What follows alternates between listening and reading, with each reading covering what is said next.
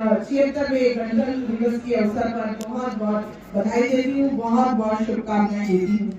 ये गणतंत्र दिवस एक ऐसे मौके पर आया है जब देश संविधान को लागू कर 75 वर्ष पूर्ण कर अमृत महोत्सव मना रहा है। मैं इस अवसर पर महात्मा गांधी, डॉक्टर भीमराव अम्बेडकर, चंद्रशेखर आजाद, भगत सिंह, सरदार वल्लभ भाई पटेल जैसे अनेक स्वतंत्रता सेनानियों को नमन करती हूँ, जिनके बलिदान की बदौलत 26 जनवरी 1950 को हम स्वयं का संविधान अंगीकृत करने में सक्षम हुए। गणतंत्र दिवस देश के सामाजिक, आर्थिक और राजनीतिक उत्थान में विशेष महत्व रखता है, क्योंकि संविधान की सफलता ने भारत को अपनी विभिन्न भाषाओं, संस्कृतियों और धर्मों में विविधताओं के उपरांत भी विश्व के पटल पर एक सशक्त राष्ट्र के रूप में उभरने का अवसर प्रदान किया है। गणतंत्र दिवस केवल एक राष्ट्रीय पर्व ही नहीं है, बल्कि हर नागरिक के भीतर देशभक्ति, जिम्मेदारी व एकता का भाव जागृत करने की कोशिश करने का दिवस है।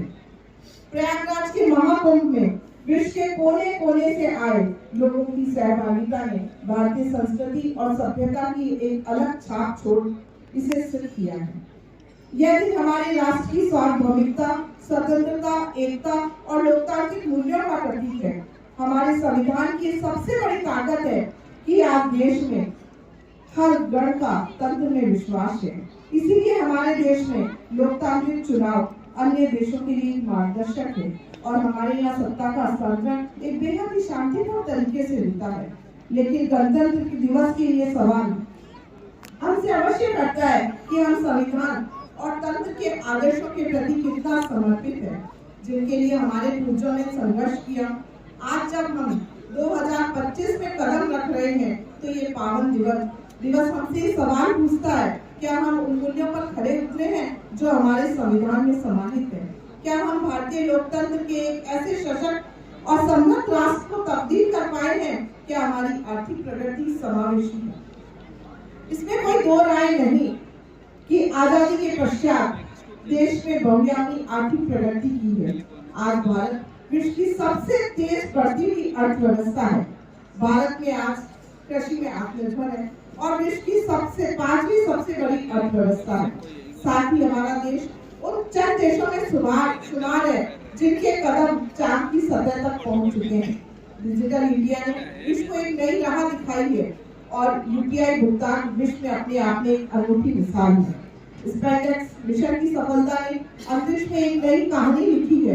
रक्षा क्षेत्र में भारत एक निर्यातक देश के रूप में उभरा है। बीते एक दशक में लगभग 48 करोड़ लोगों के बैंक खाते खुले हैं। 18,000 गांव और 4,000 घरों में बिजली की उपलब्धता हुई है। गरीबों के लिए 3 करोड़ घरों का निर्माण, 11 करोड़ शौचालय का निर्माण, 9.5 करोड़ गैस कनेक्शन, 55 करोड़ लोगों को आयुष्मान योजना का कवच और 80 करोड़ लोगों को मुफ्त राशन अपने आप में कीर्तिमान है। मेक इन इंडिया औद्योगिकरण को एक नई दिशा दे रहा है। इन सबसे इतर आर्थिक व सामाजिक क्षेत्र में महिला शक्ति की बढ़ती भागीदारी विश्व में उल्लेखनीय है। वस्तुतः आज देश में राजनीतिक और आर्थिक नीतियों की केंद्रीय धुरी आधी आबादी हुई है। विश्व भर में लोकप्रिय और लोकमान्य छवि के धनी हमारे माननीय प्रधानमंत्री श्री नरेंद्र जी मोदी के मार्गदर्शन और माननीय मुख्यमंत्री श्री भजन लाल जी शर्मा के कुशल नेतृत्व में राजस्थान हर क्षेत्र में विकास और आमजन की कल्याण की दिशा में लगातार उपलब्धियों की ओर अग्रसर है और इस जन कल्याणकारी योजनाओं का लाभ पाकर आमजन राहत का अनुभव करने लगा है। हमारा भारत विविधताओं में एकता की एक मिसाल है, जहाँ हर धर्म, भाषा, जाति और क्षेत्र के लोग एक साथ निवास करते हैं और यही हमारी ताकत है। हमें अपनी विविधताओं को अपनी ताकत बनाकर आगे बढ़ना है। यही हमारी एकजुटता ही है जो हमें हर चुनौती का सामना करने की शक्ति देती है। मैं आज सभी उपस्थित गणों से यह आग्रह करती हूँ कि हम सब मिलकर अपनी ढाणी, अपने गांव, अपने शहर, अपने राज्य और राष्ट्र को नई ऊंचाइयों पर ले जाएं। इसके लिए प्रत्येक गण का कर्म ही महत्वपूर्ण होगा।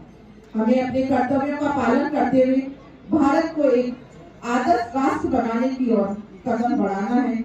यही हमारी ओर से गणतंत्र को सच्ची सलामी होगी। मैं उस शौर्य की धरा से अपना वक्तव्य दे रही हूँ जहाँ के लोग भारतीय सेना में अपनी भागीदारी गर्व का विषय समझते हैं। मैं उस अवसर पर उन सभी शहीदों को प्रणाम करती हूँ। शहीद का बेटा भी सेना में शामिल होकर देश सेवा के लिए लालायित रहता है और अपने आप को भाग्यशाली समझता है। ऐसे सभी परिवारों को जिन्होंने अपने लाडले और लाडलियों को देश की सीमाओं की रक्षा के लिए सेना को समर्पित कर रखा है, मैं उन्हें और उनके अमिट जज्बे को इस अवसर पर नमन करती हूँ।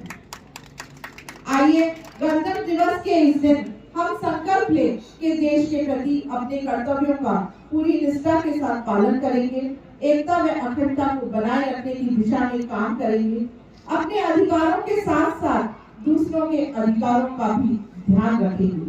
देश के हर नागरिक के सपनों को पूरा करने का समान अवसर मिले, इस प्रकार का राष्ट्र बनाने के प्रति सबकी भागीदारी अहम है। अंत में मैं गणतंत्र दिवस पे आप सभी को पुनः बधाइयां और शुभकामनाएं देते हुए इन 4 लाइनों के साथ में अपनी वाणी को विराम देती हूँ।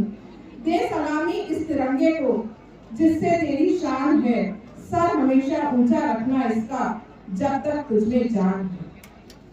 आप सभी को गणतंत्र दिवस की पुनः बहुत बहुत शुभकामनाएं, बहुत बहुत आभार, धन्यवाद। जय हिंद, जय भारत।